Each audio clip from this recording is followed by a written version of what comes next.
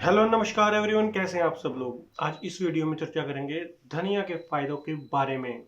धनिया किस किस चीज में आप यूज कर सकते हैं और किस किस तरीके से यूज करके आप अपनी बीमारियों को दूर कर सकते हैं।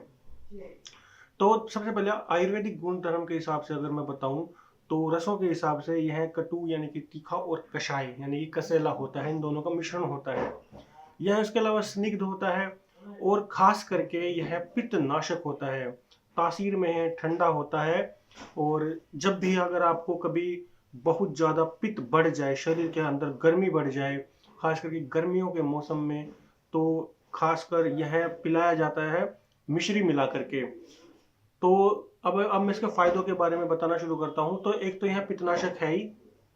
तो जब भी कभी आपको लगे कि मेरे शरीर में पित्त बढ़ गया है और या फिर कभी लगे एसिडिटी बहुत ज़्यादा हो रही है, तो आप इसकी चटनी के रूप में सेवन कर सकते हैं, सब्जी में इसको डाल करके सेवन कर सकते हैं।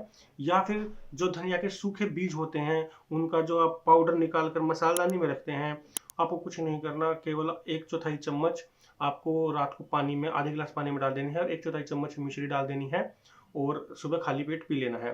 केवल यह नुस्खा करने मात्र से आपके आंतरिक शरीर में कितनी भी भयंकर जलन क्यों ना हो, एसिडिटी क्यों ना बनती हो, रक्त पित्त जिसको यानी कि नाक से नक्सीर बहती हो, और उसके अलावा अगर आपको लगता हो कि मेरे शरीर में गर्मी की वजह से फुंसियाँ बहुत ज़्यादा होती हों, हाथ पैरों में जलन, छाती में जलन, तलवों में जलन, तो इन तरह के तमाम रोगों में यह नुस्खा काम आता है। उसके अलावा अगर आपको लगता हो बुखार बहुत ज़्यादा हो गया और शरीर में गर्मी बहुत ज़्यादा बन गई हो, जिसको पित्त ज्वर बोलते हैं, तो उसमें भी यह नुस्खा आप आजमा सकते हैं।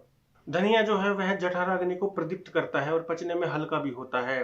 तो जिनको डाइजेशन की प्रॉब्लम अगर जैसे रहती हो खराब, तो वह भी इसका सेवन कर सकते हैं।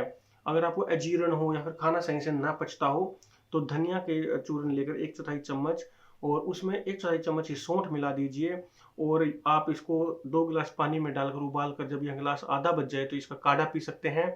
या फिर आप इसी को इसको जैसे मैंने पिछले नुस्खे में बताया था, रात को भिगो करके आधे गिलास पानी में अगले दिन सुबह इसको छान कर भी पी सकते हैं, तो आपको इंडाइजेशन की जो भी समस्या है वह समाप्त हो जाएगी। जिसका गला बार बार में सूखता हो तो वह भी पित्त प्रकोप ही माना जाता है, तो उसको भी वह धनिया मिश्री का सेवन कर सकते हैं। उसके अलावा हाई बीपी की अगर आपको शिकायत रहती हो, तब भी केवल धनिया या फिर धनिया और मिश्री दोनों को मिला करके आप रात को भिगो करके सेवन कर सकते हैं। इसके नित्य अगर आप चटनी खाते हैं तो उसमें ज़्यादा हरी और लाल मिर्च न डालें और केवल सुहाती सुहाती सी अगर वह चटनी खाई जाए तो वह लीवर के लिए अच्छी रहती है, डाइजेशन के लिए अच्छी रहती है, हृदय के लिए भी बहुत अच्छी रहती है। यदि आपको मधुमेह की भी अगर शिकायत है तो भी आप इसका इस्तेमाल कर सकते हैं। आप इसकी चटनी बनाकर भी सेवन कर सकते हैं और पानी के साथ फाँक भी सकते हैं। और यह शरीर में इंसुलिन की मात्रा को बढ़ाता है। और उसके अलावा यह रक्त शोधक भी है। जैसे कि मैंने बताया, अगर शरीर में बहुत ज़्यादा गर्मी है तो वह रक्त में भी दिखाई देती है, तो रक्त से भी यह गर्मी को निकालने का काम करता है। और उसके अलावा बार बार में अगर किसी का गला सूखता हो, बार बार में प्यास अगर लगती हो, तो उसके लिए भी यह बहुत अच्छा बताया गया है। और इसके अलावा गले की प्रॉब्लम है, थायराइड चाहे वो हाइपर थायराइड हो या फिर हाइपोथायराइड अगर हो, तो यह राजीव दीक्षित जी ने भी यह नुस्खा बताया था। आप हरे धनिए की चटनी बना करके उसमें बिना नमक मिर्च मिलाए और उसको हल्के गुनगुने पानी के साथ अगर सेवन करते हैं तो दोनों तरह के थायराइड इसमें ठीक होते हैं। धनिया बहुत ही अच्छी हमारे पास औषध होती है, हमारे रसोई घर में भी होती है। इसका इस्तेमाल आप कर सकते हैं क्योंकि यह जठराग्नि को बढ़ाता है, तो यह दस्त बंद करने में बहुत ज़्यादा लाभकारी होता है। आप इसका हरे पत्तों का धनिया का रस निकाल कर भी पिला सकते हैं।